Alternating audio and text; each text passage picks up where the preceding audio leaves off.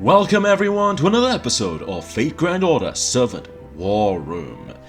This is Holy Grail, and I'll be discussing how your favorite servants would handle an actual Holy Grail War. Because you never know. Maybe one day you're walking down the street and bam! Man riding a bear. It's Russia time. B、すべてを見なさい。すべてを射抜きなさい。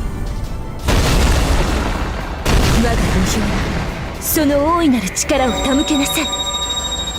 B、B、B。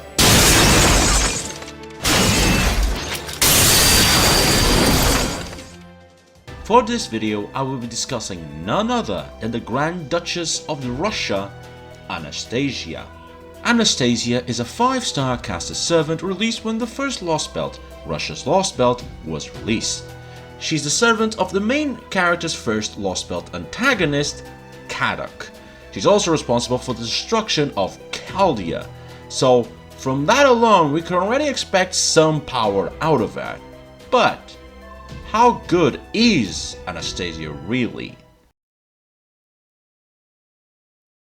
If you already know Anastasia's story, then her personality is exactly what you would expect. On the inside, she's very much like a young girl. She's friendly but mischievous. She wants to relax but also wants to play pranks on others. However, because of the way she died, she is also very bitter and cold.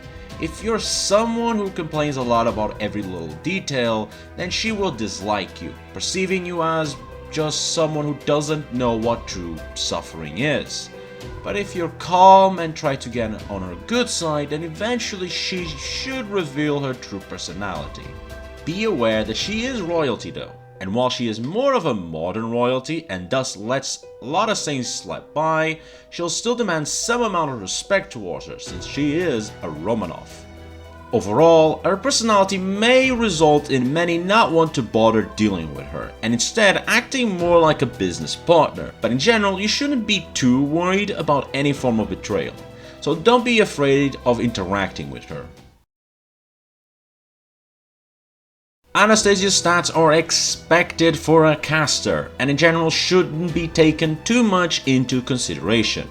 As for her skills, Anastasia has a total of 5 skills, a normal number for casters. They can be divided as support and misc. For supportive skills, she only has 1, Charisma of Absolute Freeze, rank B. It's a unique charisma to the Tsar's blood. The way it seems to work is that it not only does it provide a buff to those fighting alongside you, but also weakens your enemies.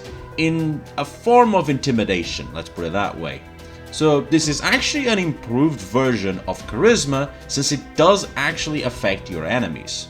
As for her remaining skills, they're all in the misc, and they're all over the place to be honest. Territory Creation, rank EX. Again, it's a weird one because it actually doesn't let her build a base. Instead, an area around her will be considered the Tsar's territory, which she can increase the size by combining with other skills. But what this Tsar territory does or how it even helps her is not really explained. Fairy Contract, rank A. Basically, it's only here to explain that she's contracted with V, a fairy from Russia, and that's all it is. That is the skill. We'll talk about V later, but for now, that's all there is to this skill. Mystic Eyes of Clairvoyance, rank D. Despite its low rank, do not underestimate this skill. Anastasia can essentially dismantle and find weaknesses in any form of defensive structures, such as bounded fields and fortresses. This skill is exactly what allowed her to destroy Chaldea without issue, as every defense they set up would immediately be spotted and dismantled by Anastasia. Shui Sig, rank B. It's a skill that allows Anastasia to perform impossible tricks that would normally be called pranks, such as moving objects from someone's hand to hers or causing a crack to appear on the ground for someone to trip. It's actually an absurd skill when you put some thought into it. However, it is ultimately a prankster's type of skill, meaning that for Anastasia to actually use it, the goal has to be to do a prank, and not a serious thing such as stealing or tripping an enemy. Basically put, Anastasia can only use this skill if her mindset is to play around. She can't use it if she's actually trying to survive or beat an enemy. And finally, her noble phantoms. Yes, plural, she has 2 of them. Her most iconic noble phantom, of course, is the. It's the fairy / demon that's contracted with her. It's a familiar type noble phantom, meaning that she can use its power almost as if they were part of hers, only needing to call out the noble phantom's name for more powerful attacks. It gives Anastasia some amount of control of cold and ice. She can freeze entire areas just by looking at them, being able to drop rooms below -100 degrees. Just for comparison, the lowest recorded temperature in history in Antarctica is -89 degrees. Anastasia's ability to control ice is terrifying, and against non-servants, she can practically kill anyone instantly just by freezing them into ice. As for her second noble phantom, Summerky Kremlin. Anastasia can summon an extremely solid fortress similar to many of the Russian fortresses around Russia to protect herself. She can also choose who gets to enter and who doesn't. Those that aren't chosen are treated as intruders and will have the fortress swoop down on them. So I'm not exactly sure how this noble phantom works. However, from its description, it seems that it can be actively summoned on the spot, much like a defensive noble phantom to protect Anastasia and those she wants from the attack, which then the fortress will fall on those she didn't choose to enter. If so, this is a pretty powerful noble phantom that can be used both offensively and defensively. Overall, Anastasia is quite a flexible servant. Her skills make her really good at targeting enemy magus, while her noble phantoms make her surprisingly powerful against servants. Human Killer. Anastasia's control over ice and cold make her particularly nasty against living creatures in general. She can drop temperatures to such low numbers that most living creatures will enter into instant hypothermia, if not worse, such as having the very water inside them freeze. Even scarier is that she only needs to look in an area to affect it, meaning that if she is facing a master and servant, she just needs to glance at the master to potentially kill them on the spot. Caster with no magecraft. If you've seen enough of my servant analysis, then you should already know my stance on casters. Casters are the weakest because they rely on magecraft, which 4 out of 6 enemies have some form of resistance against them. Well, Anastasia does not use magecraft. All her powers come from V, which is classified as a noble phantom. This means that even servants like Arturia, which have high magic resistance, would have huge issues dealing with Anastasia's ice attacks. Glass Cannon. As shown best in her death in Russia's Lostbelt, for all of Anastasia's power, she's still just a normal girl. One hit and she's dead.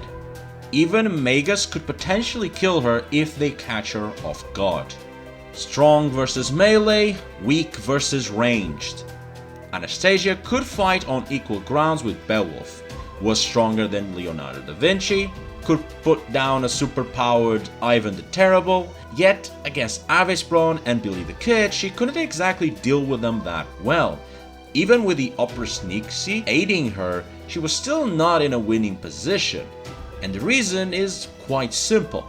Remember, her powers come from her eyes. She can create eyes where she's looking at, so against melee enemies it's simple. The enemy is running at you, making it easy for Anastasia to see them and attack back at them, but ranged is different. If enemies hide behind cover or familiars, then Anastasia doesn't have a good way to get at them.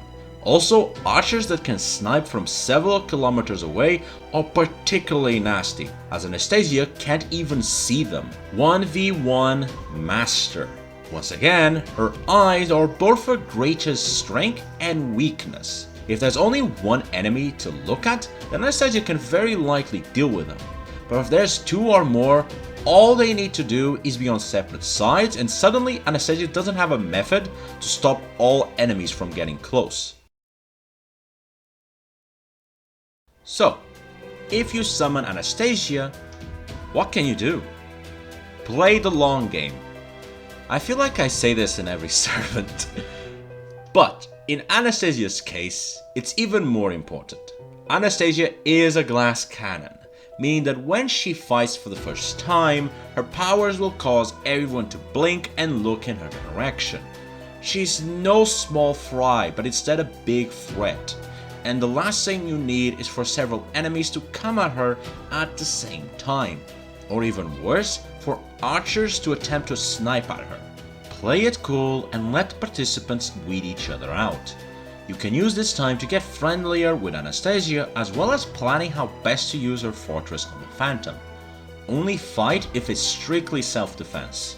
Also, do your best to fight in closed areas. Anastasia's freezing eyes work best in closed areas such as rooms and hallways, but in open areas such as streets and parks, her freezing ability isn't as strong. You can also take a more aggressive approach. If you notice that most masters fight while in their bases, while their servants are out and about, you can instead pay them a visit. Anastasia can very easily destroy entire workshops' defensive mechanisms, making the masters nothing more than just frozen sitting ducks. Finally, in terms of priorities, targeting Archer is a must. Ranged is the worst matchup for Anastasia. Anastasia is a powerful servant indeed. Her ice abilities make her terrifying to deal with in any war, but she is fundamentally a glass cannon. Even masters can easily kill her if they get the jump on her. Her lack of ability to build a workshop also makes her master vulnerable to assassin. So while in a fight, I think she's a very powerful servant, in a Holy Grail War, I think she has several shortcomings that put her down a peg. Basically, it's very easy for an enemy master to create a strategy against you and Anastasia.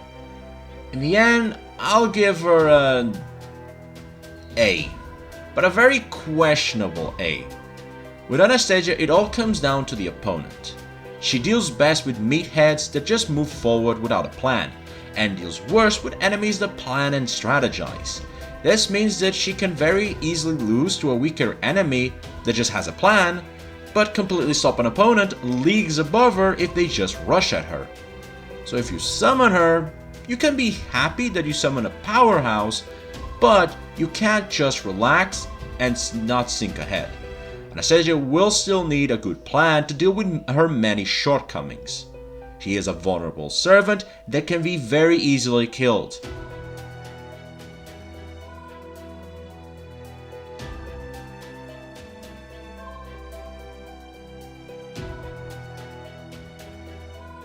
And that was Anastasia. To be honest, surprising servant, although I guess not too surprising. I already knew she had a lot of power. I mean, we did face her in the Russia Lostbelt, and even in the story-wise, she was already a very powerful servant dealing with a lot of powerful opponents. But what surprised me was just how certain abilities worked, and how there were so many clicks in my brain as I was reading through her. It's like, for example, when I was reading through her mystic eyes, I was like, oh, so that's how she destroyed Kalia. Oh, that makes sense. It's kind of like that. Also, her second noble Phantom is... It's a surprise, but also a bit of a weird one, because I don't know what to make of it. Like, it sounds powerful, but that's all it is. It sounds powerful. I don't know if it is powerful. It's a fortress. It's like, is it a magical fortress or is it just stone and rock? Like, it doesn't explain much, and it makes sense. It's probably from one of the material books of a potential noble phantom that she does have, but in Kadok's version did not have, and only Fujimaru's Anastasia has it, because reasons, I guess. Well, I suppose in Kadok's situation, because she was technically partially part of the Lostbelt, she didn't have, like, those fortresses weren't built, right? Because only one of them was built for Ivan the Terrible, and none of the other ones were built, I guess. I don't know. This is just speculation. Anyway, thank you very much for the suggestion, A Drifter. I did Anastasia, as you requested. Was questioning whether or not I should do Lancelot instead, but because I did do Gilles recently, who was also into classes, one that's kinda normal and one that's kind of insane, I felt that doing another Fate Zero servant that has two classes, one which is kinda normal and one which is kind of insane, felt a bit just repetitive, I guess. So I decided to postpone Lancelot. Although I do want to do Lancelot eventually, because doing videos of the same servant that has multiple classes is interesting, just to compare all of them. Which is scary because, oh my god, I don't even want to touch Arturia. Too many classes. Jesus. Anyway, that was fun. If you have any suggestions, leave a comment down below. Like and subscribe. And until next time. Bye.